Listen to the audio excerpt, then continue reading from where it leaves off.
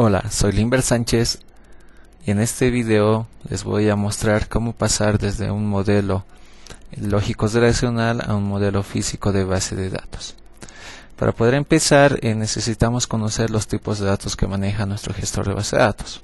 En todo caso vamos a manejar el SQL Server, para lo cual tenemos definidos estos tipos de datos con sus longitudes correspondientes de almacenamiento.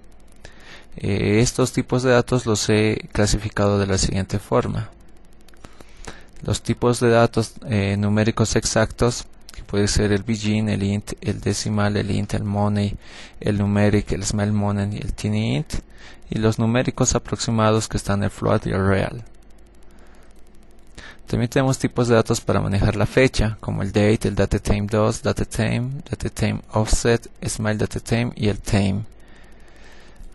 Para manejar cadenas de caracteres tenemos el char, el varchar, el texto.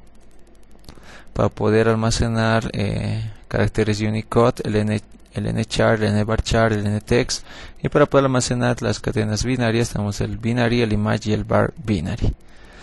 Entonces, de acuerdo a todos estos tipos de datos, voy a implementar el esquema lógico relacional que habíamos implementado en el anterior video. Estamos con las 5 tablas. Acá ya tenemos el esquema físico de las tablas. Tenía simplemente estas dos columnas. Ahora he implementado los tipos de datos que vamos a utilizar. Por ejemplo, oficina utiliza el tipo de datos entero, ¿no? Y en esta otra columna lo que se está mostrando es que si este tipo o este campo podría estar nulo. En este caso, cuando encontramos un n, significa que no puede ser nulo el dato introducido en este campo. La letra S significa que sí puede ser nulo el dato introducido en este campo. ¿Qué quiero decir que puede ser nulo o no? Quiere decir que al insertar los datos a veces no vamos a necesitar la región, por lo tanto va a aceptar valores nulos, va a aceptar valores que no tengan datos. Eso significa esta columna. Acá estamos viendo una gran variedad de tipos de datos que vamos a utilizar acá.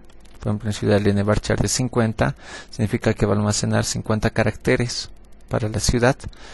Si vemos también uno de los detalles es de que los tipos de datos numéricos, por ejemplo el int, money, int que estamos manejando, no tienen una longitud especificada, debido a que la longitud está ya predefinida por el sistema. Sin embargo, nos da la opción de poder definir una longitud para los tipos de datos de tipo cadena de caracteres. En la relación también debemos de notar de que las llaves foráneas con las primarias tienen que ver mucho, a pesar de que son diferentes los nombres que ya tienen los campos de estas dos tablas, pero sabemos que están enlazadas por el campo primary key y foreign key. Lo que se debe de hacer es que cuando tenemos un campo foreign key debemos de llevar el mismo tipo de datos que se está manejando en el primary key. Es decir, si acá el número empleado es int, acá el foreign key director también tiene que ser int. Lo mismo va a suceder en el cliente. El representante del cliente va a ser int debido a que su primary key es tipo int. Acá lo mismo, en esta relación reflexiva, el director del representante va a ser int porque el número empleado también es int. Acá es otro ejemplo que tenemos, que jala las dos primary keys, que está el 1 y el 2. Mantienen las llaves primarias aunque el nombre ha cambiado. Por ejemplo, de id fav en el varchar 5 acá solamente se llama fav, pero sigue manteniendo el tipo de dato que se ha definido en la tabla de donde se está extrayendo las llaves primarias. Con este esquema físico ya podemos implementarlo en la base de datos de SQL Server, con el cual empezaremos en el siguiente video.